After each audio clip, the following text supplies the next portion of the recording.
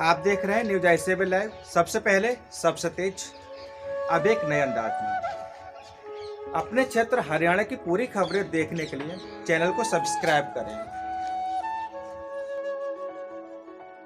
कुत्तों ने किया जंगली सांभर का शिकार। पूरा मामला मध्य प्रदेश कटनी क्षेत्र का है। वैसे आपको बता दें कि अक्सर देखा गया कि पानी की तलाश में भटकते हुए जंगली जानवर गांव की ओर आ जाते हैं, परंतु पानी पीने से पहले उन्हें कुत्तों एवं लोगों के डर से अपनी जान बचाकर भागना होता है। ऐसा ही कुछ कटनी जिले के रीठी थाना क्षेत्र के अंतर्गत ग्राम बखलेटा से लगे हुए जंगल में हुआ, जहां एक जंगली जानवर सांभर प्यास से व्याकुल होकर पानी की तलाश में भटकते हुए जंगल से नीचे उतरकर यहाँ वहाँ घूमने लगा। जैसे कुत्तों की नज़र उस पर पड़ी तो उन्होंने भौंकते हुए उसे वहाँ से खदेड़ दिया, जिस पर घटनास्थल पर ही सांभर की मौत हो गई। सूचना मिलते ही रीठी वन विभाग की टीम मौके पर पहुंची और सांभर के शव को अपने कब्जे में लेते हुए पीएम करवाने के उपरांत उसका अंतिम संस्कार किया गया। रिपोर्ट उमेद कुशवाहा, न्यूज आई7 लाइव, कटनी, मध्य प्रदेश। सर कहाँ ले जा जाएगा? इसको अभी पीएम करवाएंगे। कहाँ पास? ये अपने प्रसंस्करण केंद्र में। फिर उसके बाद में जला दिया जाएगा। कहाँ जलाओगे? वहीं पक्षित अधिकारी की उपस्थिति में। थकान है। फिर ये 2-3 घंटे अब उसके के बजे अभी तक अब क्यों सीरियस हो गया? जो चौकीदार लगे हैं, सूचना दिया तुमने, ये सीरियस हो रहा है, दिया सूचना। अब कही सूचना सिपाही बता मैं ना, चौकीदार की दया है और दया हुई।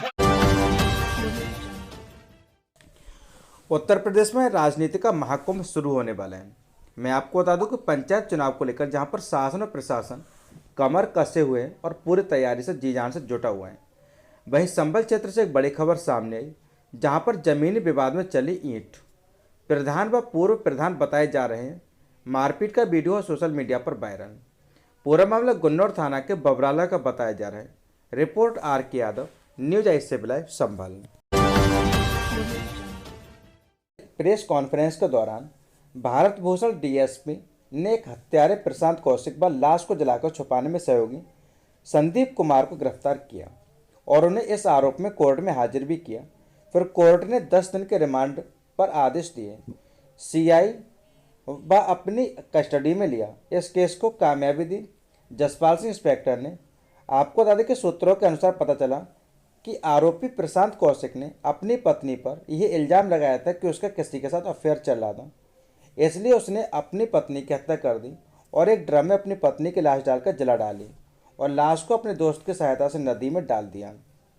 रिपोर्ट अजय ठाकुर, न्यूज आई7 लाइव, स्टेट हेड, हरियाणा।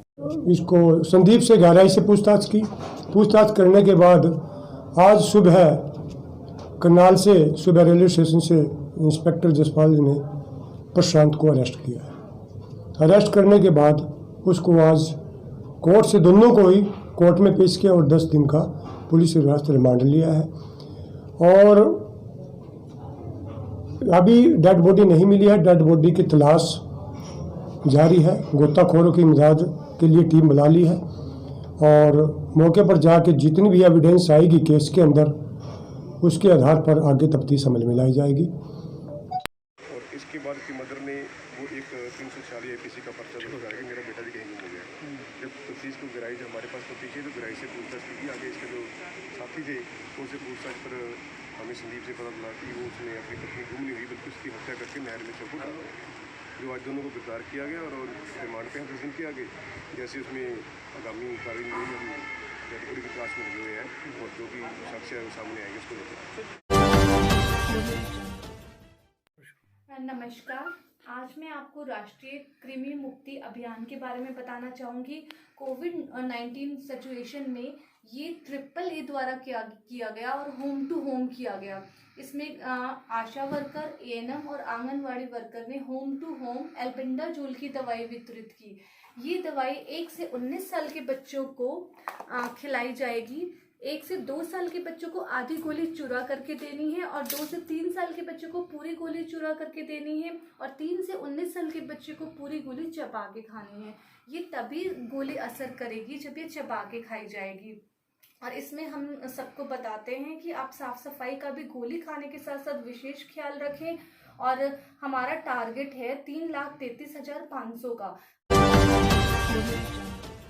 के कुरुक्षेत्र में डॉक्टर शैलेंद्र ममगई सैली ने बताया कि कोरोना टीकाकरण कार्यक्रम का दूसरे चरण के 8वें सेशन में आज लोकनायक जयप्रकाश जिला नागरिक अस्पताल में 119 लाभार्थियों को इससे बचाव की वैक्सीन दी गई। यह जानकारी लोकनायक जयप्रकाश जिला नागरिक अस्पताल के चिकित्सा अधीक्षक हृदय छाती रोग विशेषज्ञ और थानेश्वर ब्लॉक कोरोना टीकाकरण कार्यक्रम के प्रभारी डॉक्टर शैलेंद्र ममगई सैली ने आज संपन्न इस अभियान की समाप्ति पर दी।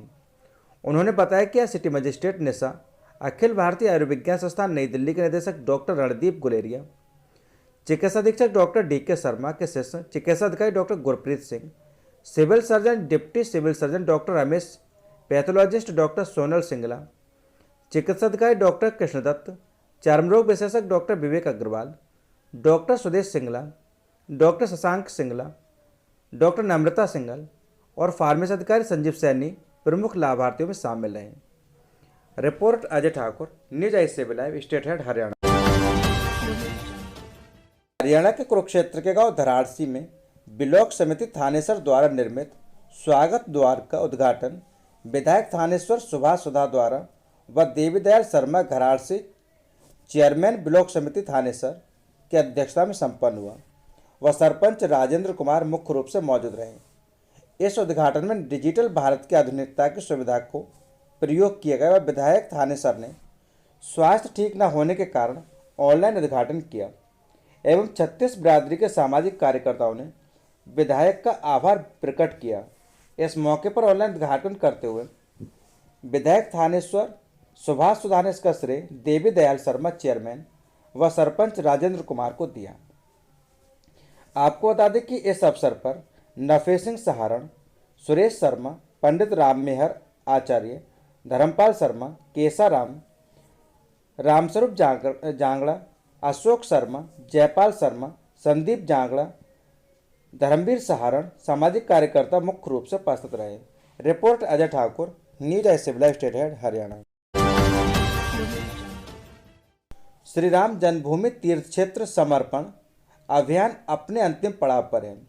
जिला अभियान कमेटी के सदस्य बताते कि जैसे जैसे अभियान की अंतिम तारीख नज़दीक आ रही है, लोग फ़ोन करके राम भक्तों को बुला रहे हैं कि हमारे घर पर कोई समर्पण के लिए नहीं आया, देखना कि हमारा घर रह न जाए। होड़ सी लगी हुई है अयोध्या में बनने वाले श्री राम मंदिर के लिए समर्पण करने की। वहीं धार्मिक स्थलों से निधि संग्रह करने वाली टोली ने जयराम विद्यापीठ के परमाध्यक्ष ब्रह्मस्वरूप ब्रह्मचारी से 51,000 रुपये की निधि एकत्र की। साथ ही अरुणाय मंदिर के महंत बंसीपुरी जी महाराज ने 51,000 का निधि समर्पण किया। इसके अलावा अन्य लोगों ने भी निधि समर्पण की। आपको बता दें कि इस टोली में प्रेम नारायण अवस्थी, मदन मोहन छाबड़ा, सुरेश जोशी, अजय गुप्ता, कमल भारद्वाज, राजेश अरोड़ा, कथावाचक राजेंद्र पारासर, अशोक वासुदेव थे।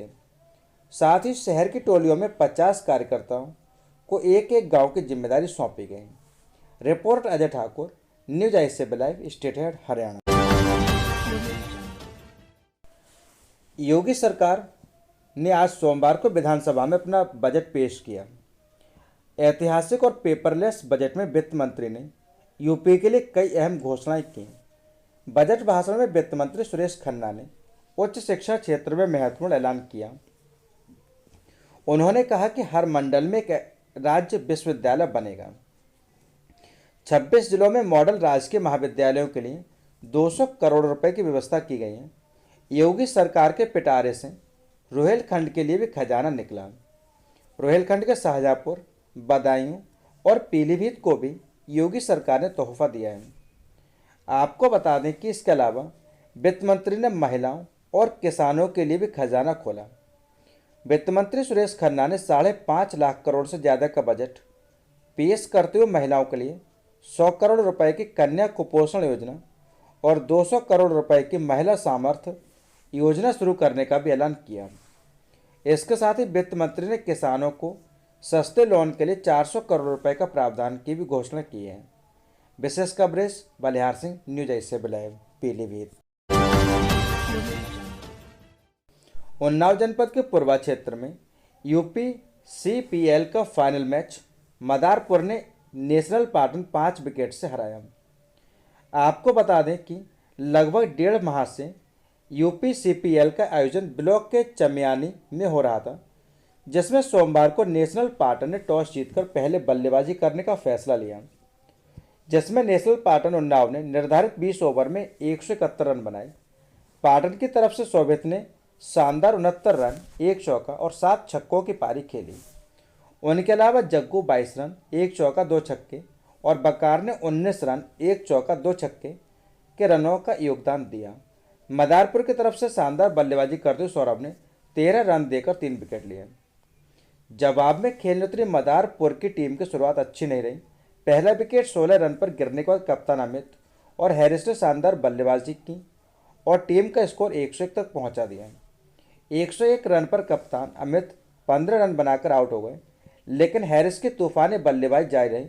उनका अच्छा साथ गेल ने 25 रन, 1 चौका 3 छक्के ने बखूबी निभाया।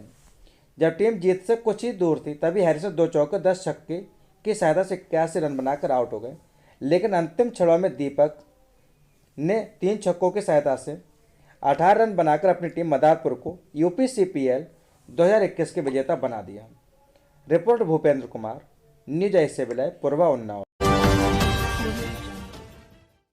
उत्तर प्रदेश के बरेली जनपद के ग्राम दरामनगर में आचार्य योगेश कुमार शास्त्री जिला एटा के मुखारबिंद से श्री शिव मंदिर दरामनगर में कलश यात्रा निकाली गई।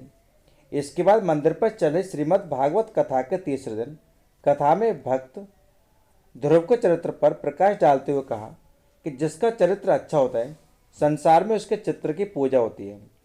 बाद में गजेंद्र मोक्ष की पावन कथा का वर्णन करते हुए जीव और परमात्मा की कथा श्रवण कराई। जगत में जीव अपने आप को तब तक हम समर्थ बलवान समझता है जब तक सांसारिक लोग उसे दिखाई नहीं देते हैं। वैसे तो संसार में परमात्मा के सिवा अपना कोई भी साथ नहीं देता। इसकी मनमोहक झांकी भी निकालेंगे जिसे देखकर भक्तों का मन मोह लिया। परीक्षित महाराज मैकुलाल रामलाल ने अपने परिवार व काफी संख्या में ग्रामवासियों के साथ कथा का श्रवण किया। रिपोर्ट SP शर्मा, न्यूज ऐसे विलय, उत्तर प्रदेश के बरेली जनपद के थाना फरीदपुर में एक व्यक्ति द्वारा अपनी पुत्री के कुछ लोगों के साथ चले जाने के संबंध में अभियोग पंजीकृत कराने व बालिका को बरामद करने तथा आरोपियों को हिरासत में लेने के संबंध में पुलिस अधीक्षक ग्रामीण द्वारा दी गई विस्तृत जानकारी देखी इस वीडियो में। रिपोर्ट आदित्य भारद्वाज, न्यूज ऐसे विलय, बरेली।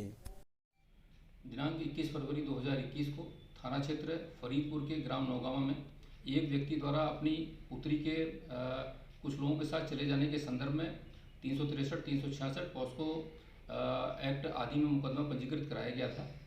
इस संदर्भ में थाना फरीदपुर के द्वारा उक्त बालिका को बरामद कर लिया गया है तथा उसके साथ 2 अभियुक्त वसीम और अजीम को भी हिरासत में लिया गया है।